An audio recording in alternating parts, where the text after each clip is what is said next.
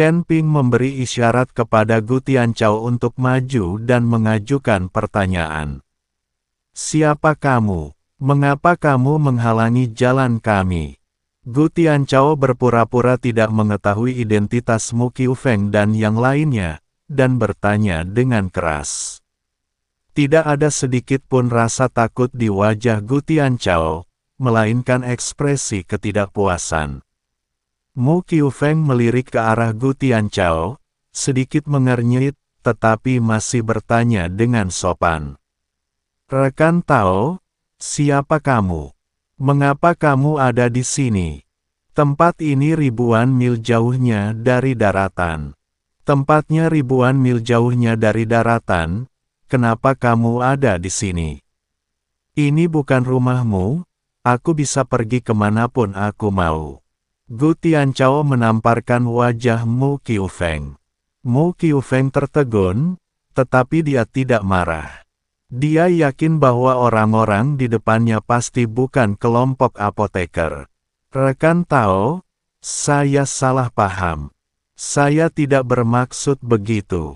Saya hanya melihat perahu roh Anda rusak parah. Jika Anda bepergian jauh, saya khawatir perahu itu tidak akan mampu menopangnya. Sesama penganut Tao juga ahli susunan, kan? Meskipun perahu rohmu rusak, tapi dilindungi oleh beberapa formasi. Tanya Mu Qiufeng. Ya, kami dari Sekte Liangyi di wilayah tengah. Saya Gu Tianchao, master dari Sekte Liangyi. Awalnya saya naik perahu spiritual untuk menangkap beberapa monster di laut, tetapi tiba-tiba badai tiba-tiba terjadi dan meledakkan kami ke tempat ini. Jika formasi kita tidak cukup kuat, aku khawatir perahu roh ini dan kita semua akan mati dalam badai. Tempat yang sangat rusak. Aku telah melihat banyak angin kencang dan ombak, tapi aku belum pernah melihatnya sebelumnya. Ini badai yang mengerikan. Saya menyarankan Anda untuk tidak pergi, badai belum berhenti. Hati-hati Anda terjebak di dalamnya juga. Petik 2. Ternyata Anda adalah pemimpin Sekte Gu dari Sekte Liangyi. Saya telah mendengar tentang Anda. Saya mendengar bahwa leluhur Anda dari Sekte Liangyi tahu cara. Pola ilahi sungguh menakjubkan. Ketika Mu Qiufeng mendengar tentang Sekte Liangyi, dia langsung menjadi sopan. Sekte Liangyi juga merupakan eksistensi yang relatif terkenal di antara sekte formasi. Saya tidak menyangka Anda mengetahui leluhur pola ilahi kami. Siapa Anda? Gu Tianchao bertanya pura-pura tidak tahu. 66. Oh, kami dari Sekte Fa Zhantian.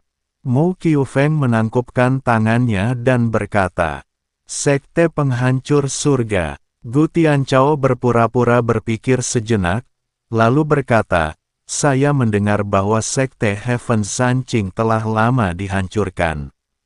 Saya belum mendengar berita apapun tentang Sekte penghancur surga Anda selama bertahun-tahun.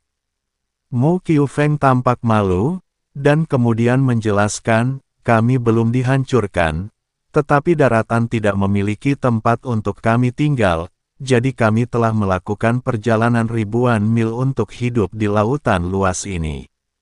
Petik 2. Omong-omong, kami telah tinggal di sini selama ribuan tahun, dan sekarang saya sudah lama lupa seperti apa daratannya.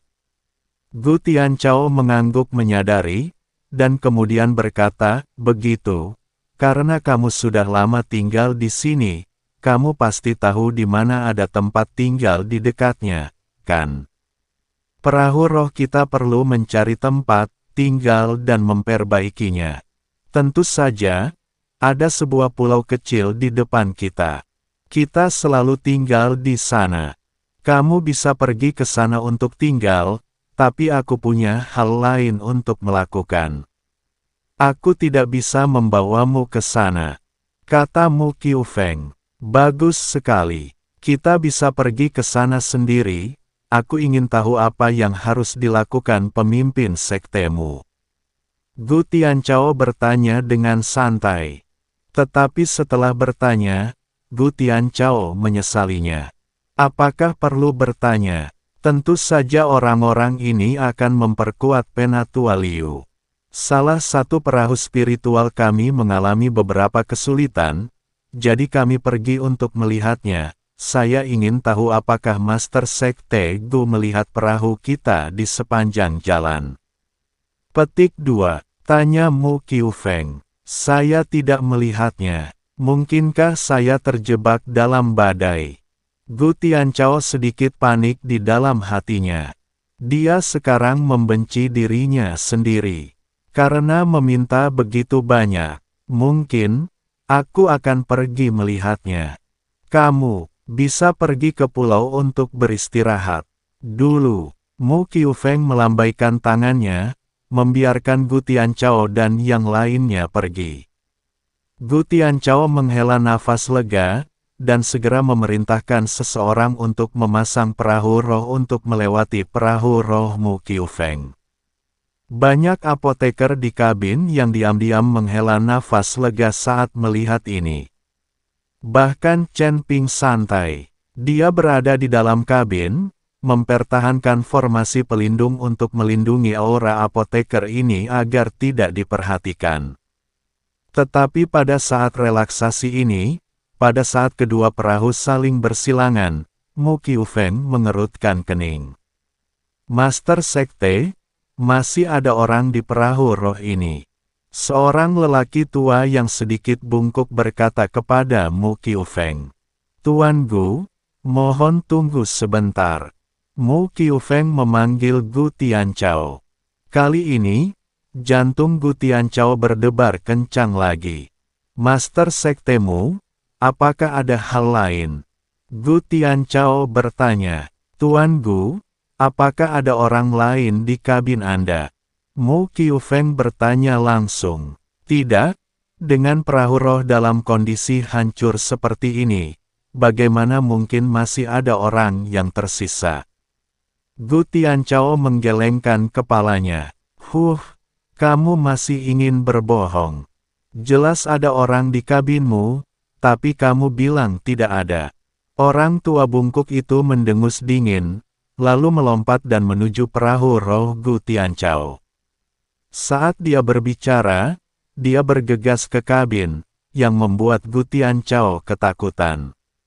Jika orang ini diizinkan memasuki kabin, semua apoteker di dalamnya akan ketahuan.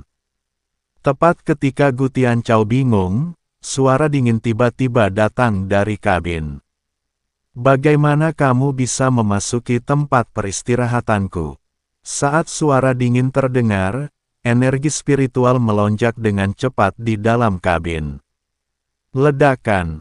Sebuah anak panah yang dipadatkan dengan api tertinggi meluncur keluar seperti naga api dan langsung menuju ke lelaki tua bungkuk itu. Orang tua bungkuk itu kaget. Tubuhnya langsung terkena api, dan dia terbang mundur. Chen Ping, sebaliknya, perlahan keluar dari kabin dengan tangan di belakang punggung. Mata Chen Ping dipenuhi dengan rasa jijik dan dingin. Melihat lelaki tua bungkuk yang terbang mundur, Chen Ping melambaikan telapak tangannya dengan ringan, dan tornado api langsung terbentuk. Warna langit dan bumi berubah seketika, dan nyala api menutupi langit dan matahari. Tornado api tersebut langsung melibatkan lelaki tua bungkuk itu, dan kemudian menimbulkan malapetaka di laut seperti orang gila. Melihat pemandangan ini, semua orang tercengang, terutama Mu Qiufeng. Orang tua bungkuk ini adalah sesepuh dari Sekte Tianzhan Dharma. Dengan kekuatan alam Mahayana tingkat pertama, bagaimana seseorang bisa menjaganya hanya dengan satu gerakan? Dan melihat usia muda Chen Ping, dia sepertinya hanya berada di alam kesengsaraan tingkat 6. Seorang kultivator tingkat 6 di alam kesengsaraan mengalahkan biksu alam Mahayana tingkat pertama dengan sangat keras sehingga dia tidak dapat melawan. Siapa orang ini? Api pamungkas yang dia gunakan sangat murni. Tampaknya asal-muasal api pamungkas orang ini telah mencapai kesempurnaan. Mu Qiufeng sedikit mengernyit dan menatap Chen Ping. Jika Anda dapat mengaktifkan api pamungkas hanya dengan lambaian tangan, Anda pasti sudah memahami asal-muasal api pamungkas. Jika tidak, Anda tidak begitu ahli. Tetapi bahkan jika dia memahami asal mula api pamungkas, bukankah seharusnya biksu tingkat 6 di alam kesengsaraan dapat meledak dengan kekuatan seperti itu? Tepat ketika Mu Qiufeng bingung, Chen Ping berkata kepada Gu Tianchao dengan wajah dingin, "Gu Tianchao, bagaimana caramu melakukan sesuatu? Tidakkah kamu tahu bahwa aku tidak suka diganggu?" Buru-buru melangkah maju dan berkata, "Guru, saya benar-benar minta maaf, saya ceroboh."